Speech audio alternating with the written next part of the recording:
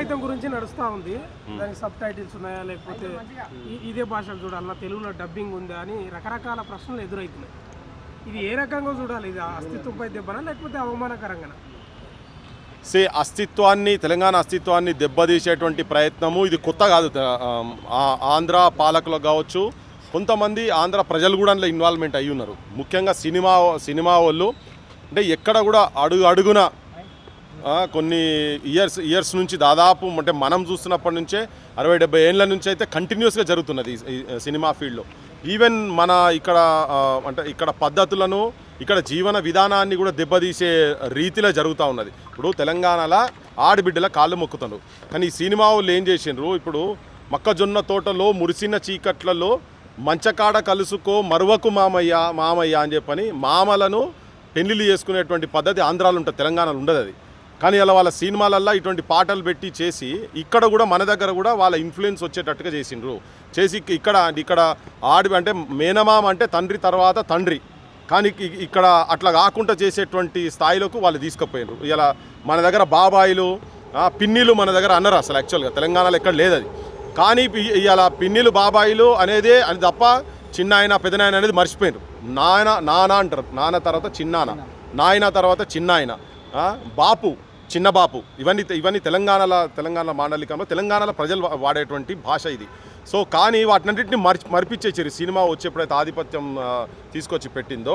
ఇప్పుడు చిన్నమ్మ అంటారు, అమ్మ తర్వాత అంటే ప్రేమగా ఉంటుంది ఆ పదంలో కూడా, ఆ పదంలోనే సొంతం చేసుకున్నట్టు ఉంటుంది. నాయన చిన్నాయన అంటే సొంతం చేసుకుంటే బాబాయిలు పిన్నిలు ఇట్లా మన మీద థాట్ పోలీసింగ్ చేశారు. ఈవెన్ 52లో కూడా idli sambar go back movement కూడా దాని గురించి వచ్చింది. ఇప్పుడు టిఫిన్లు బ్రేక్ఫాస్ట్లు అంటే మన దగ్గర ఏ అడిపోయినా ఇడ్లీ సాంబార్, ఎవరింటికి పోయినా ఏ హోటల్ పోయినా అదే.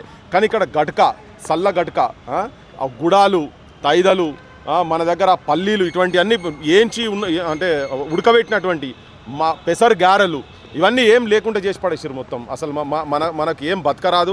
ఈ ఆధిపత్యం అప్పటి నుంచి నడుస్తూ ఉన్నది. ఇప్పుడు రీసెంట్గా ఏంటంటే తెలంగాణ మీద ఆధిపత్యము అంటే ఎప్పుడైతే చంద్రబాబు నాయుడు సభలో ఉండి ఒక తెలంగాణ వ్యక్తి పాలిట్ బ్యూరో మెంబరు మహానాడులో కూర్చొని తెలంగాణ పదానికే అర్థం లేదని చెప్పిండో, డిక్షనరీలు ఎక్కడ అర్థం లేదని అని చెప్పిండో, అదే వేదిక మీద ఇక్కడికి వచ్చి మేము రాజకీయాలు చేస్తామని అనుడు కావచ్చు.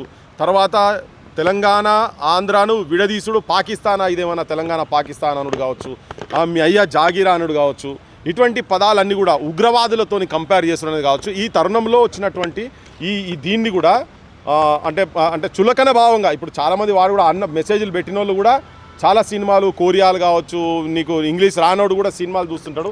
అదే రీతిలో ఉండి దాన్ని వ్యంగ్యాస్త్రాలతో చేసినటువంటి ప్రయత్నంలో భాగంగానే. దాంతోపాటు ఇక్కడ ఏంటంటే పోషమ్మ మైసమ్మ గ్రామ పోలేరమ్మ వానొస్తే గంగమ్మ వనములో సారమ్మ సిబ్బిపూల నడుమ గౌరమ్మరా ఆడబిడ్డల జాడ బతుకమ్మరా అని. తెలంగాణలో ఆడబిడ్డలంటే దేవతలతోటి, పోషమ్మలతోటి, మైసమ్మలతోటి, బతుకమ్మలతోని పోల్చే వాళ్ళను ఇలా ఒక బూతు పురాణంతో, అందుకే ఇప్పుడు నేను రిపీటెడ్గా ఆంధ్రాలో మీకు రికార్డ్ డ్యాన్సులు ఉంటే రికార్డ్ డ్యాన్సులు చూస్తున్న కల్చర్ వాళ్ళ ఆలోచన కూడా ఆడవాళ్ళను అవమానపరిచే రీతిగానే ఉంటుంది.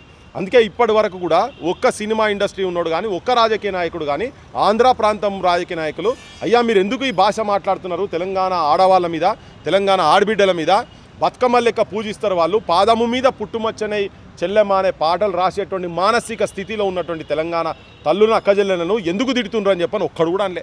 ఆ జనసేనుడు కూడా అట్లా ఉల్టా ఆ భాష తిట్టినోని ఎంబడబెట్టుకొని తెలంగాణ తల్లను ముండలను ఎల్లులని నార్మల్ భాష కాదు వాళ్ళు మాట్లాడేది. సో ఇది ఆధిపత్యానికి చెలాయించేటువంటి ధోరణి. దీంట్లో ఒక దుర్మార్గమైన పరిస్థితి ఏంటంటే తెలంగాణ రాజకీయ వ్యవస్థ కూడా ఎవరు బయటకు వచ్చి బహిరంగంగా దీని మీద యుద్ధం చేస్తలేరు.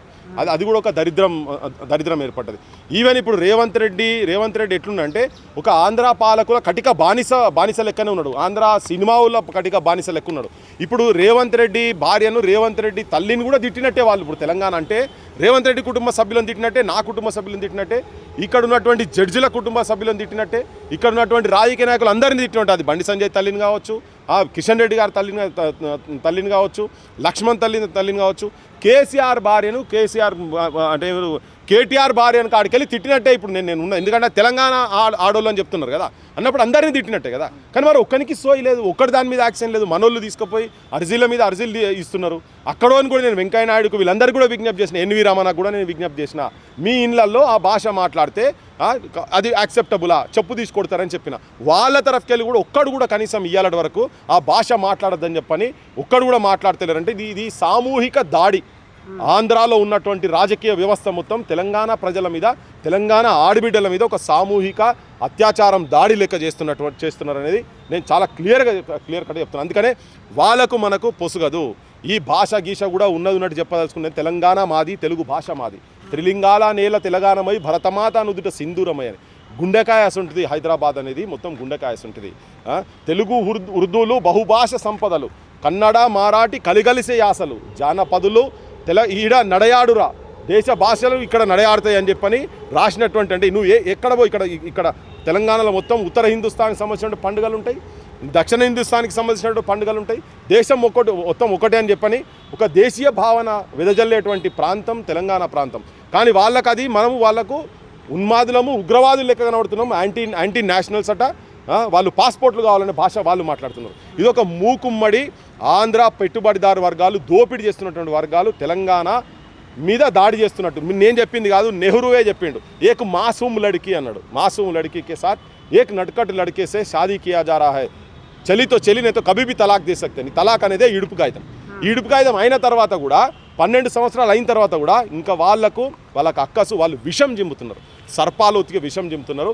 నేను మొన్నటిదాకా వెయిట్ చేసిన ఎవరన్నా ఆంధ్ర ప్రాంత నాయకులు కావచ్చు, ఎవరన్నా దాని మీద మాట్లాడతారని. నేను ఇట్లా కూడా విజ్ఞప్తి చేస్తాను, చంద్రబాబు నాయుడు నీ భార్య గురించి, నీ కొడుకు గురించి ఇట్లనే మాట్లాడితే, ఒక ఎమ్మెల్యే మాట్లాడితే ప్రెస్ ముంగట ఉండి నువ్వు చాలా బోర్న ఏడ్చినావు, మాకు కూడా బాధ అయింది. కానీ ఇలా వాళ్ళు మా మీద మాట్లాడుతుంటే నువ్వెందుకు కాము ఊకుంటున్నావు? యాక్షన్ తీసుకోవాలి కదా. ఏమనోళ్ళ మీద, జర్నలిస్టుల మీద కేసులు పెడతాను ఇక్కడికి వెళ్ళి తీసుకుపోయే ప్రయత్నం చేసినావు నువ్వు. అక్కడోళ్ళు అడ్డగోలుగా మాట్లాడుతుంటే ఆ భాష ఎవరు ఏందనేది నువ్వు నువ్వే ఐటీ తీసుకొచ్చినా అని చెప్తున్నావు కదా. నీ పవన్ కళ్యాణ్ అంటోని తీసుకొని ఈ భాష ఎంకరేజ్ చేస్తున్నందుకు అని ఫస్ట్ లోపడేయాలి, బుక్కల పడాలి. అభిమానిస్తా ఉన్నారు కదా తెలంగాణలో చాలా మంది ప్రజలు, వాళ్ళని ఎందుకు అంతగా మరి అభిమానించారు? ప్రతి టైంలో దేశద్రోహులు ఉంటారప్ప. స్వతంత్ర పోరాటంలో భారతదేశ స్వతంత్రం గురించి కొట్లాడుతున్నప్పుడు బ్రిటిష్ వాళ్ళ దగ్గర చెంచాగిరి చేసినటువంటి వాళ్ళు కూడా భారతదేశంలో ఉండే.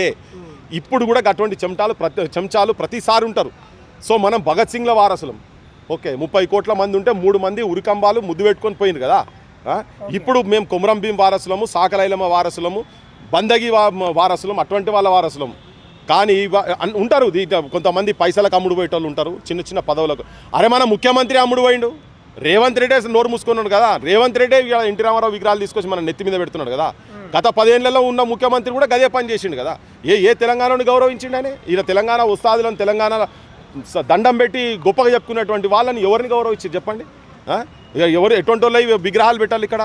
వీళ్ళందరూ అవమానిస్తారు. వీళ్ళు కూడా ఆకోవలకే ఉన్నారు. అట్లా అంటే మరి వీళ్ళు కూడా 2 కళ్ళ సిద్ధాంతంతో పోయి ఉన్నారు. ఇదే కేసీఆర్ బెల్లిలతో నరికేటప్పుడు గద్దరన్న మీద కాల్పులు జరిగినప్పుడు టీడీపీలో ఉండే కదా. తర్వాత రియలైజ్ అయ్యి బయటకు వచ్చిండు కావచ్చు, అది వేరు విషయం, దానిదంతా చర్చ వేరు. కానీ ఇక్కడ ఉన్నోళ్ళు కూడా కొంతమంది, అందరు అట్లనే ఉండరు అబ్బా, కొంతమంది అటు ఉంటారు. కానీ వాస్తవాలు ఏవనేటి ప్రజలు కూడా గమనిస్తుంటారు కదా. ఈ సినిమా ఫ్యాన్ ఫేర్న చూసినావా? నేను తెలంగాణ ప్రజలకు కూడా విజ్ఞప్తి చేసేది ఏంటంటే, వాళ్ళు